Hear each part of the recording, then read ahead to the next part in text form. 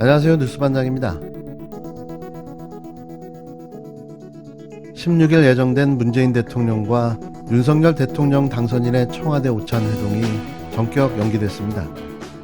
공기업 인선, 민정수석실 폐지 등을 놓고 청와대와 당선인 측 간 갈등이 표면화된 탓이라는 게 후문인데요. 하지만 정작 이유는 따로 있었습니다. 그건 문 대통령께 요청하기로 되어 있던 이명박에 대한 사면 때문인데요.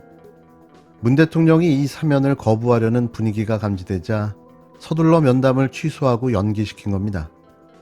그것도 면담 4시간 전에 말이죠. 이런 아나무인이 어디 있을까요? 아무리 절대 권력이라는 대통령에 당선되었다 하더라도 최소한의 도리와 예의라는 것이 있는데 이런 황당한 작태는 처음 보는데요. 또 자신이 하면 될 사면을 굳이 임기 2개월도 채 남지 않은 문 대통령을 압박해 통합이라는 말로 사면을 계속 요구하고 있는데요. 문 대통령 입장에서는 자신의 철학과 가치에 부합되지 않는 일을 해야 될 이유가 없는 거죠. 자신이 취임하고 하면 될 일 아닙니까? 결국 면담일은 17일로 옮기고 정식으로 이명박 사면을 요청하기로 했다는데요. 보여주기 쇼에 집착하는 윤 당선자의 정치 쇼가 가관입니다. 윤 당선인이 문 대통령을 만나 이명박 사면을 건의할 것으로 알려진 가운데 16일 더불어민주당에서는 윤 당선인의 사면 건의가 부적절하다는 주장이 나왔습니다.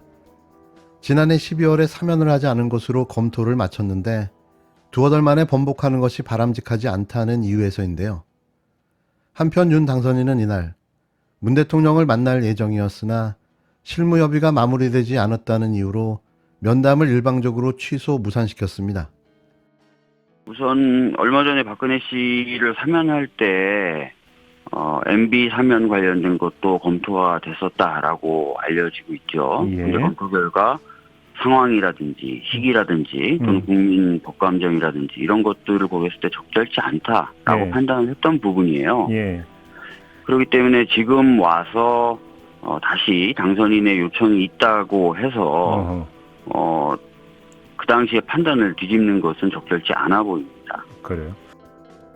박주민 민주당 의원은 이날 MBC 라디오 김종배의 시선집중에 출연해 박근혜를 사면할 때 이명박 사면도 이미 검토했다. 국민 법감정 등을 고려했을 때 적절하지 않다고 판단했다며 이같이 말했는데요. 박 의원은 박근혜의 경우 건강 문제가 가장 큰 판단 기준이었기 때문에 이명박과의 상황이 달랐다며 얼마 전에 부적절하다는 결론을 내렸는데 그것을 당선인이 요청했다고 해서 바꾸는 것이 과연 바람직하냐고 반문했는데요. 그는 윤 당선인이 요청할 경우 문 대통령으로서 거부하기 쉽지 않을 것이라면서도 윤 당선인이 취임까지 2달 남지 않았느냐, 정말 국민 통합에 도움이 된다고 생각한다면 본인이 취임하고 나서 해도 될 일이라고 지적했습니다. 이미 언론 인터뷰에서 당선인이 그런 의지를 내비친 바가 있죠. 예.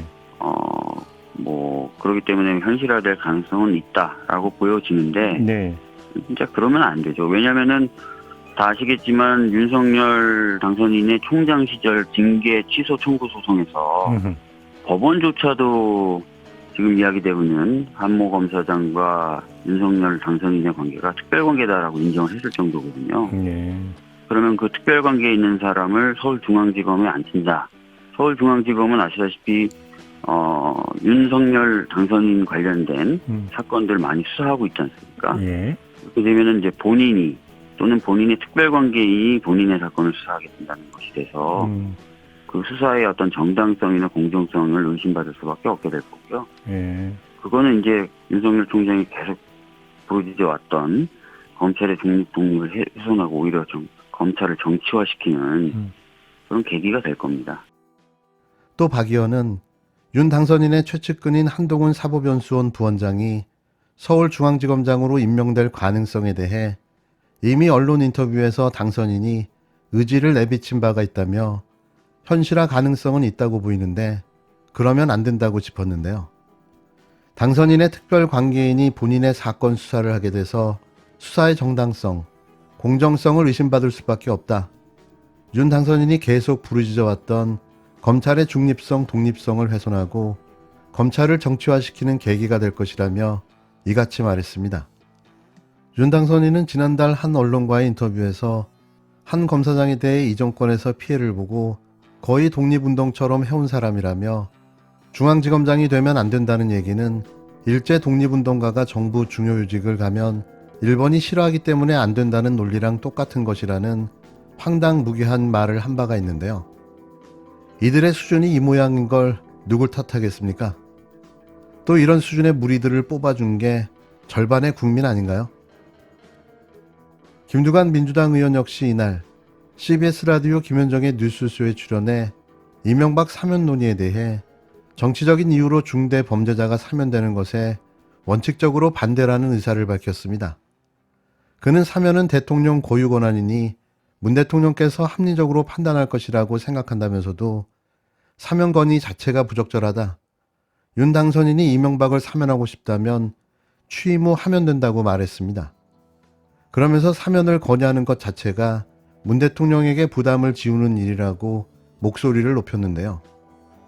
박주민 의원과 김두관 의원 모두 권선동 국힘당 의원이 이명박과 김경수 전 경남도지사의 동시사면 가능성을 거론한 것에 대해 권 의원의 개인적인 견해라고 선을 그었습니다.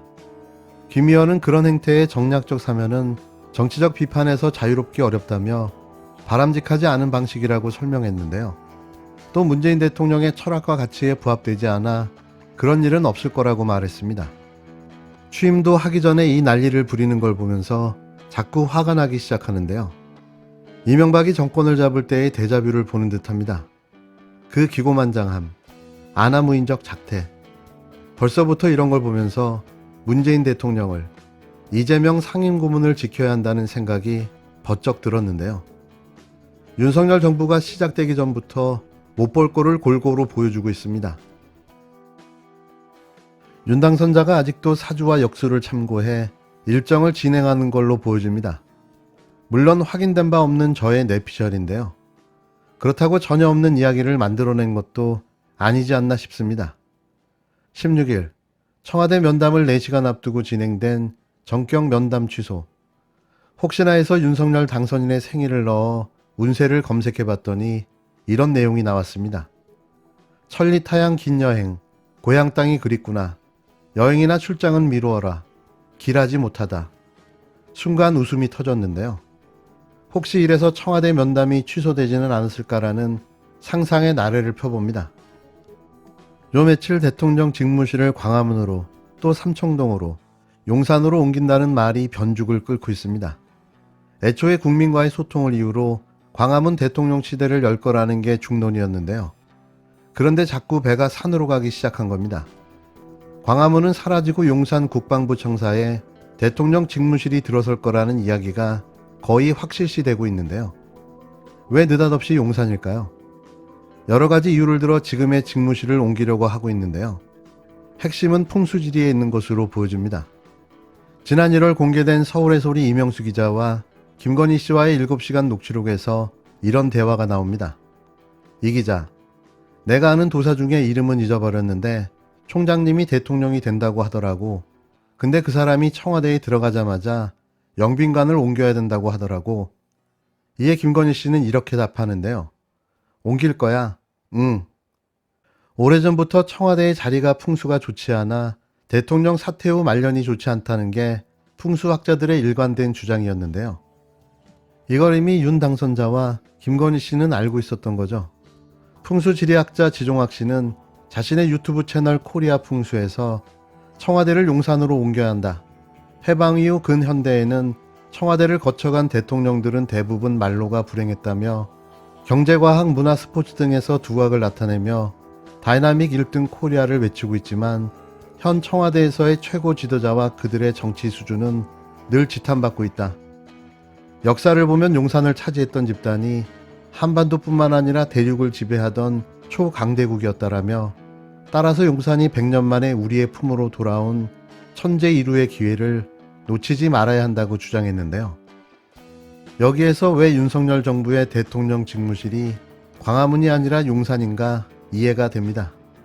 아직은 대통령직 인수위원회 실무진이 여러 안을 검토하는 단계로 윤 당선인의 의중이 담긴 것은 아니라는 것으로 전해졌는데요. 하지만 대통령직 인수위 관계자는 15일 KBS와의 통화에서 지금은 외교부 청사와 국방부 청사를 검토하고 있다면서 실무자라면 용산으로 가자고 하겠다고 말했습니다. 인수위 관계자는 광화문 쪽은 생각보다 너무 어려울 것 같다. 보안 문제도 있고 외교부 청사로 가려면 민간 건물을 임차해야 하는데 수백억 원이 들어가 세금 문제도 나올 것이라며 이런 점을 따지면 국방부 청사가 좋아 보인다고 애둘러 설명했는데요.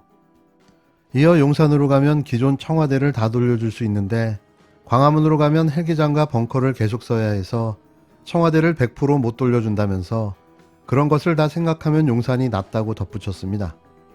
서울 용산 국방부에는 경내에 대통령 전용 헬기가 뜨고 내릴 수 있는 헬기장이나 국가 비상사태 때 이용할 수 있는 벙커가 이미 마련되어 있는데요.